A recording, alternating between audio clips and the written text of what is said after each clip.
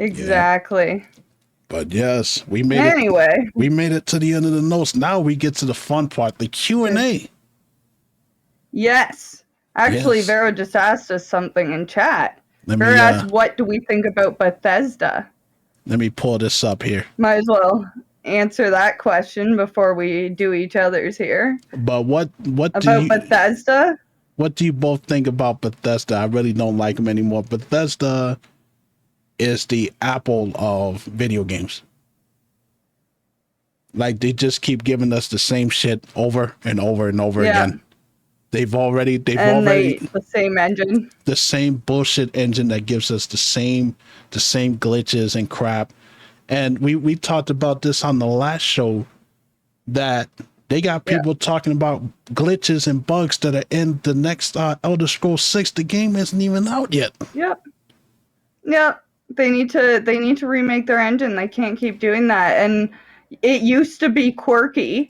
You know, it used to be quirky back in the day, you know, with like, you know, playing Oblivion and shit. Like, it used to be quirky, all the glitches, right? Because it was still like, you know, it was still asking a lot for an open world the way Bethesda was giving us, right? So it was like, okay, we could laugh at all the weird glitches, but now it's at like, but now, you know, here we are like so many years later, and it's like, okay, like, it's not funny anymore, and like, you're not actually even giving us anything of substance.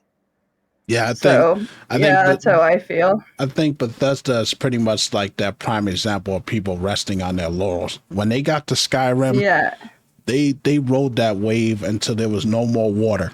Oh, for so long. They ported They ported that game to everything. It's even on the Nintendo Switch. And I'm like, dude, like, that was, what was that like? What, 2009, 2010? Yep. And it's like, they haven't had a new engine since. No. There's no excuse for that, man.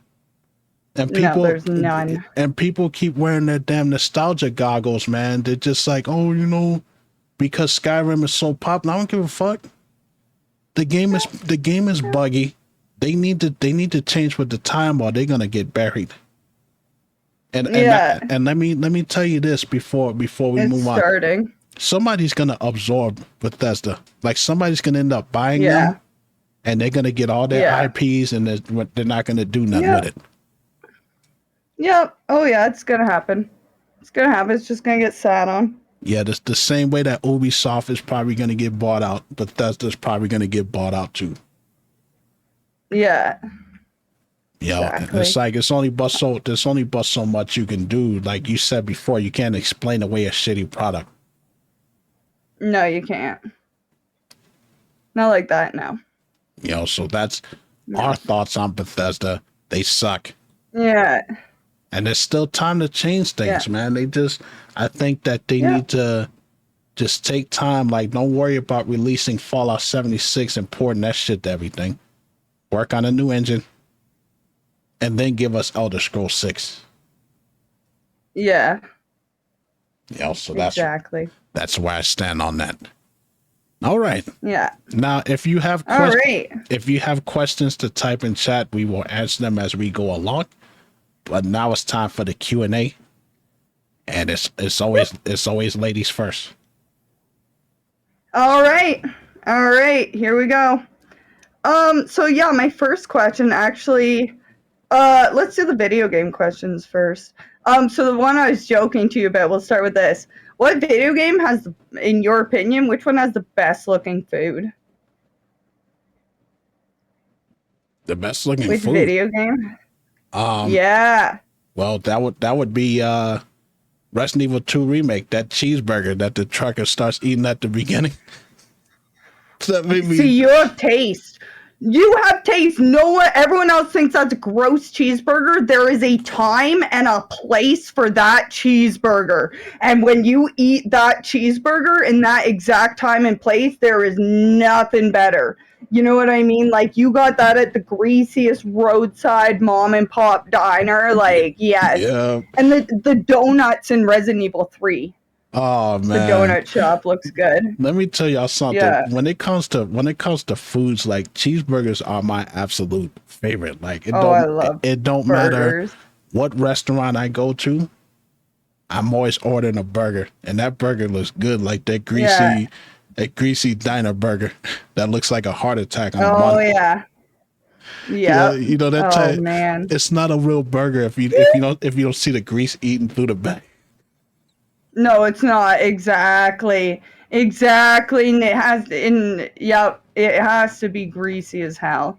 And like three different kinds of grease too. It has to have like cheese grease, has to have like the burger patty grease, has to have the fat and oil is fried it like Uh, yes.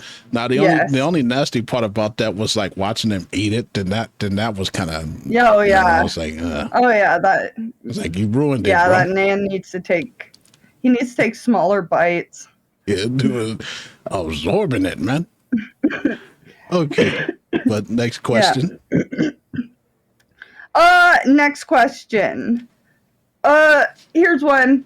Okay, if you had to live in a video game world, but the main cast of characters, like all the characters, don't exist, and you don't have any special power, you don't change at all. It's just you exactly as you are right now. What world? What video game world? The main cast are not there. You would just exist in the world outside of the game itself, right? And it could be any video game world. Damn, I gotta think. Any video game world. I Yeah, gotta. that's what I was gonna say. Like, because if I think about it, I'm immediately going to go to what video game characters I think would be cool to hang out with. Right? But when you get rid of the video game characters and you don't get any changing, That eliminates Resident so it's Evil just because that. I like most of the characters there. That eliminates Silent Hill. Damn, I really got to think about that Yeah, because yeah, even if yeah, even if it was a Dragon Ball game, like all of my favorite characters are in there. yeah, Damn. yeah. You know what? That's why it gets. You know what? I guess I would probably say. I mean, if we just get rid of the character, I guess you can say The Legend of Zelda. You could put me in Yeah, that. that'd be. You could put me in that world. I don't really care about Link or Yeah, that's good. Yeah, Zelda. that's a good world. So I guess I'd probably live in that world. It wouldn't really affect me that much if all the cast disappeared Yeah, because I wouldn't have. yeah, that's exactly what I mean. Like the main game storyline and all the plot isn't there. It's the world itself. Yeah, That would be pleasant. just live out there, or you can probably do like the Monster Hunter series because I mean those characters Yeah. Oh don't, yeah.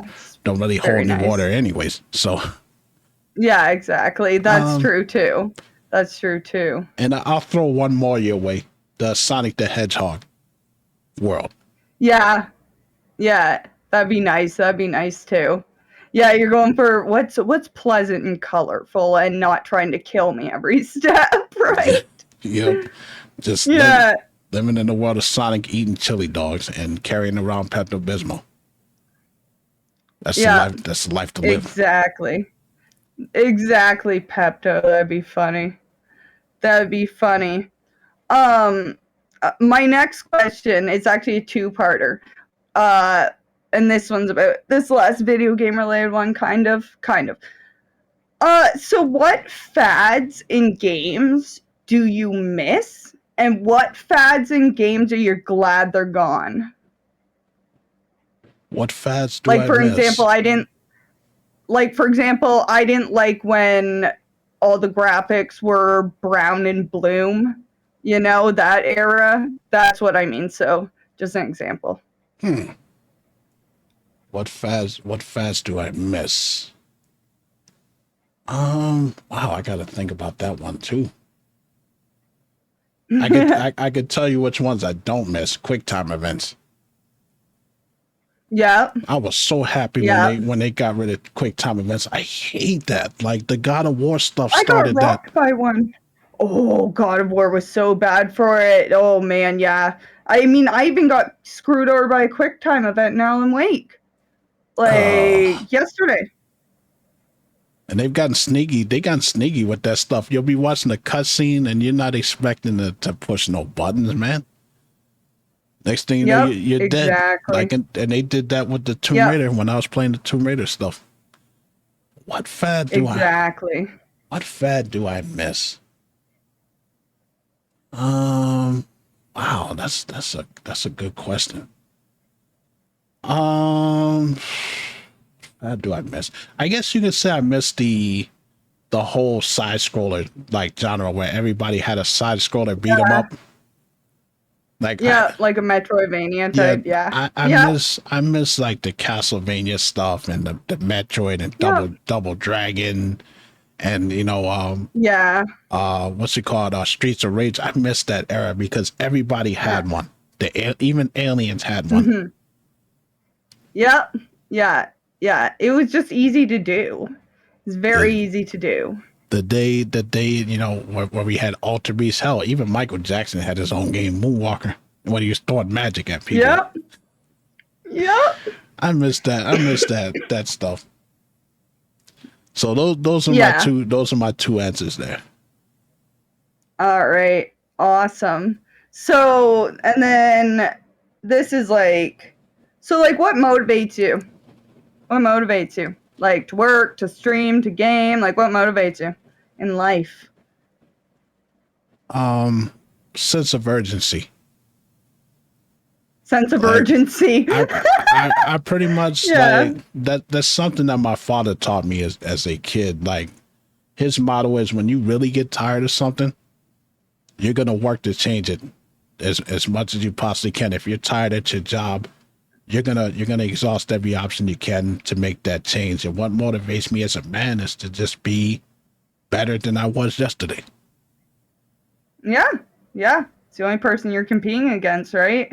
And what motivates me to stream is, I mean, besides all of these guys here and you know, that's pretty much what it is. Like you guys pull me back Yeah. into this world. I enjoy entertaining you guys. And it's cool to know that people want to come and watch us and listen to us and stuff like that. That's a good feeling. You know, not to get too mushy, Sure but is. it warms the heart, you know. Oh yeah, of course. Of course, Ken. We love having you. Like I nothing better. I definitely Like you're appreciate great. that. It's a delight. But it's like that's the ultimate answer, is just to try to be a better man, a better person than I was the day before, and to always produce. That's what keeps me going. I'm the type of guy that can never be comfortable. If I know I can do Yeah. better, if I know I can have better and I can do better, then I'm going to be pushing forward. Because I think that's the worst thing Yeah. that's the worst thing a person can be, is comfortable. Yeah. Yeah. Yeah. You get comfortable with all the wrong things, right? Definitely. So that's Yeah. that's what motivates me as a man, because it's just, challenges. What builds character. If you never have any challenges Yeah. and you never have any hardships, you're not going to grow as a person. Nope, because outside of the comfort zone is the fear zone. You Yep. don't enter the fear zone, you're not going to get better. Sorry, I'm just going to clip onto that, but it's true. Like nothing's going to change if you don't change, and having to change is like difficult and scary, but it's the only way to make it better. Yeah. Taking I am chances. going to just roll. Yeah, I'm just going to roll this into my final question. So like, what advice do you have for other people? In terms of like just life advice, Just or like life advice. So, yep, just life advice. Yep, anything. What we were just talking about. I guess the best advice I would have is, whatever you're going through, you always remember that this too shall pass. Like there's always light at the end of the tunnel, and that no matter what you're going through, you push through, and you come out on the other side, and you'll be better off for it. Just don't give up. Don't let the negativity mess with your mind, because negativity is a very powerful thing, and your mind is a very powerful thing. It can play tricks on you. Oh, it So does. So whatever you're going through, whether if it's a job that you hate, you're not getting paid enough money, or it's a career or somebody you got to deal with, Just keep pushing through. Don't give up. Keep your head up. Keep going, because it'll pass and you'll see sunny days again. It's true. It's very true. It's very true, Ken. That's, I mean, I like that outlook. that applies to everything. That applies to every situation that you're going through almost. So yes, I like that. that I is, like that answer. those are Thank my, you. and my outlook at life comes from how my father shaped us, because my dad is my number one cheerleader. Yeah. That's the So is my one. mother. That's the one person that I go to when I'm down. The one person that could pull me out of that rut is always my dad. When I mean, one of the things that he always told us, I'm gonna tack on to that. I hope I don't go too long and bore you guys. You're But fine. You're fine. my father hates the word can't. Like, he gets extremely angry. Don't say you can't do something around him, because he's gonna push you. He's gonna motivate you. Can't is not a word. And Mindset.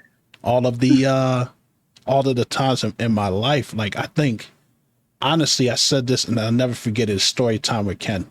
I think it was before the homecoming dance. I think it was one of the dances that we were supposed to go to, and I couldn't get a date. And I said something, and I don't remember what happened after that.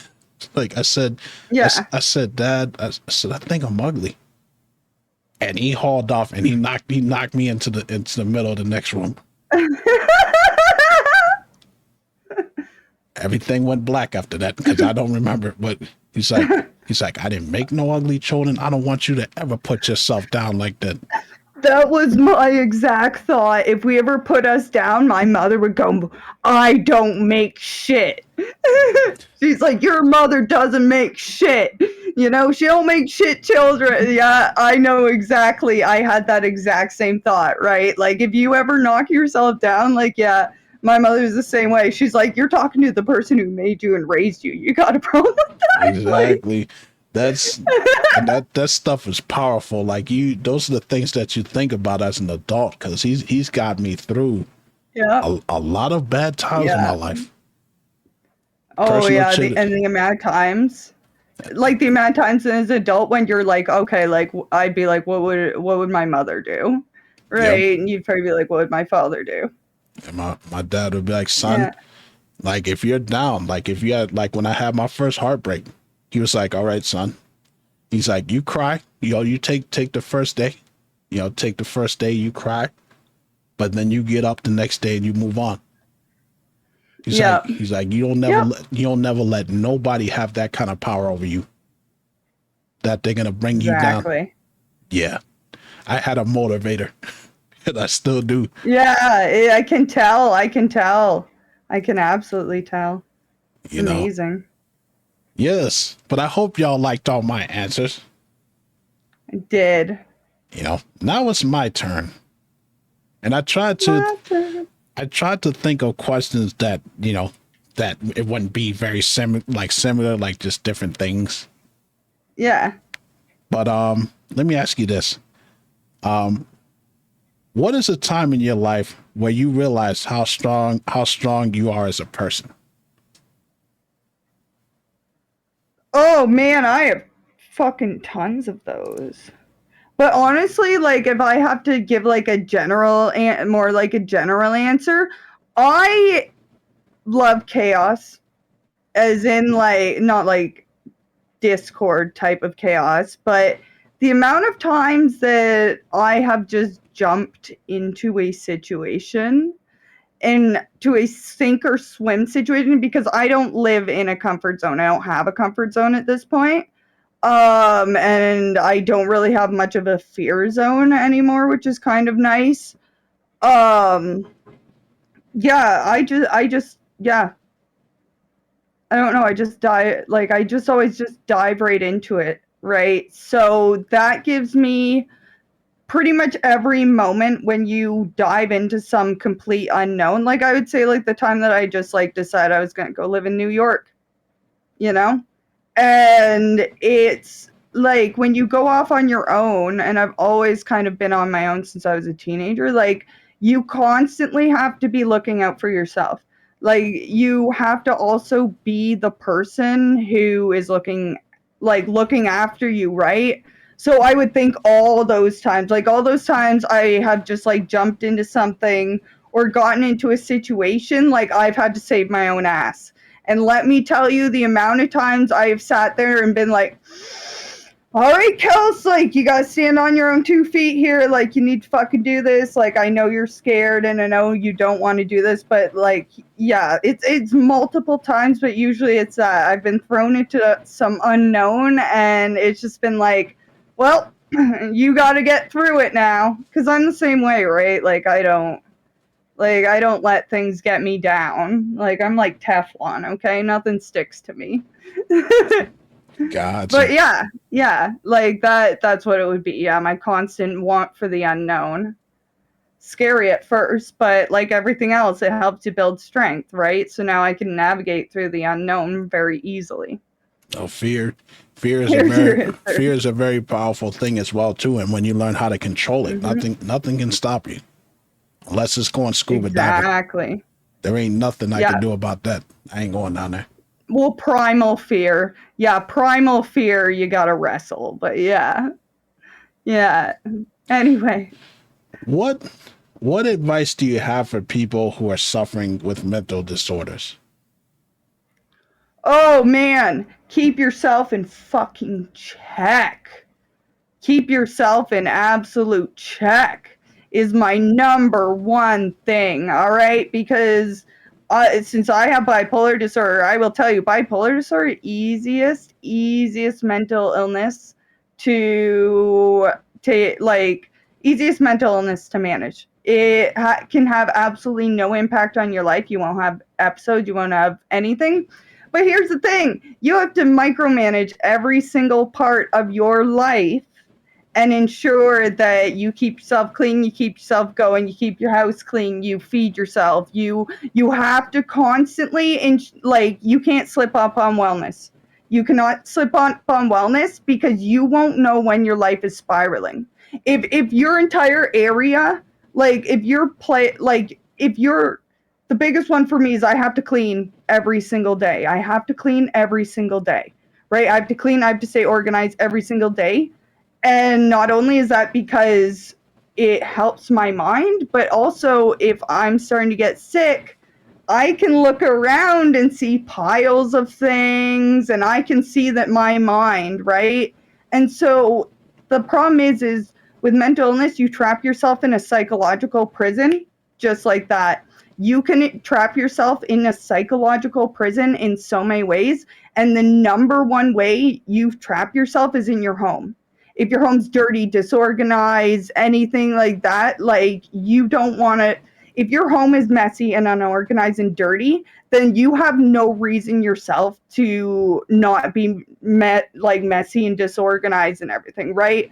So the biggest advice I have really is micromanage your living space because it makes things so much easier.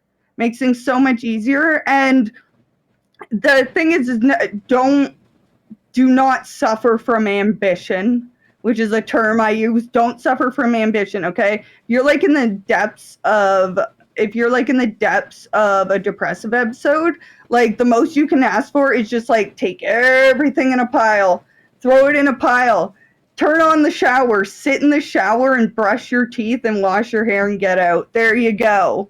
You have to keep yourself in check. That's the biggest thing. You always have to keep yourself in check and everything else will feel better, right? But yeah, that's the biggest thing. Do the fucking work on the So outside and you'll feel better. organization is the key. Yep. Organization. Yep, organization, and make sure you get outside too.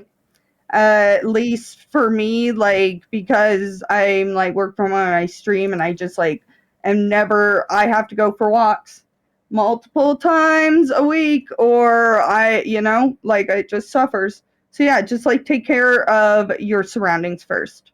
It'll make you want to take care of yourself. I can dig it. I There you like go. the answer. Yeah. Yeah. Let's see. What advice do you have for up and coming streamers? Oh man. Biggest one actually is no one thinks about you as much as you think about you. All right. Like no one does. Like people aren't noticing like stage fright. The only way to get past stage fright, I know a lot of people get like scared of, like it's stage fright, right? That's like the biggest thing. Yeah, the spotlight effect. Exactly. Like no one thinks about you as much as you think about you. People aren't perceiving things. And the other thing is don't overthink streams, okay? I stream 5 times a week. Can I explain to you what went wrong like this entire week? Can I tell you what I screwed up in my stream? Can I tell you how many technical difficulties no. Like I actually like I can maybe think of a couple, but like beyond like the past 3 days, I can't remember. No one else remembers. People don't care if you screw up.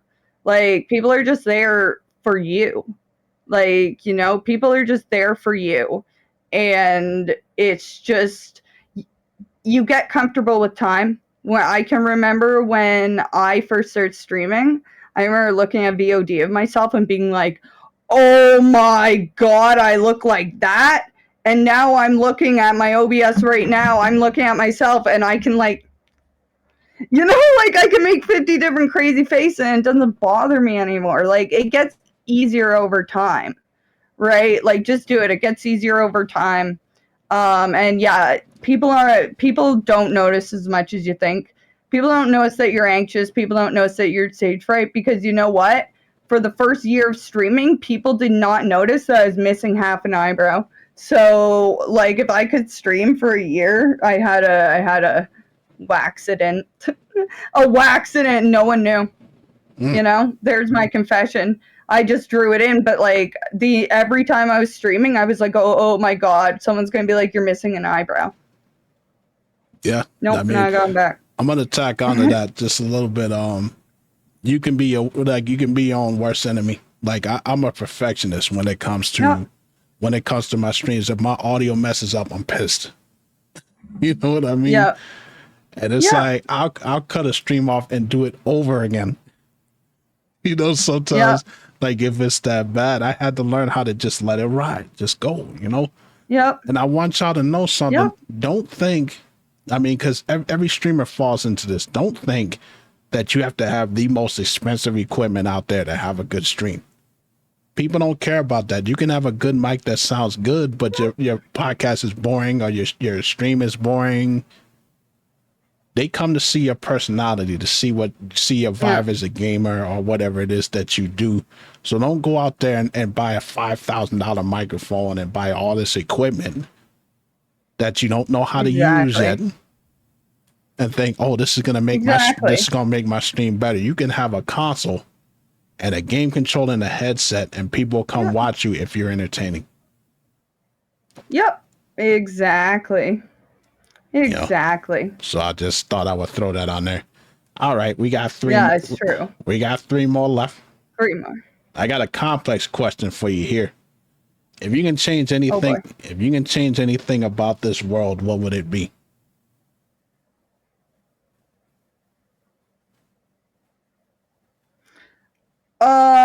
I wish that hurting people hurt you back. You mean like the double dragon That's what effect? I would want. Yeah, like I wish that like every hurt that you caused a person would hurt you back. Karma. Yeah, but like it would physically hurt you back. Like you would feel it back. It's like, when you punch someone, like, okay, we're not punching people. None of us have probably punched someone. Maybe, I don't know. I'm not revealing my background here as a backyard brawler, but like it's like someone punches someone in the face and they break their hand, right? So like I wish it was like that. Where like every time you hurt someone, and that's like even like emotionally and mentally, I wish it would hurt you back. That's the one thing I would change. That's not that complex. I wish there was a punishment for being mean so that we would be forced to be nice. That's what I would change about. Gotcha. I wish, yeah. I wish being mean was physically painful.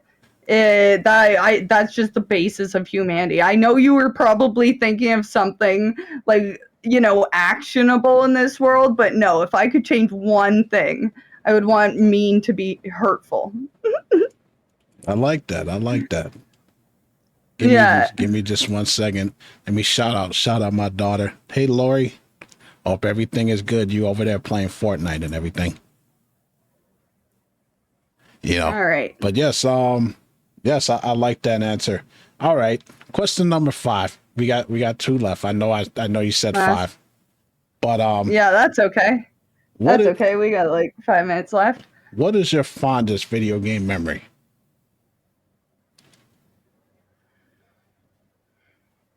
Honestly, like growing up, watching my father play games, and then like he would give me a chance to play games, and then like as I got older, like my sister and I would take turns playing games.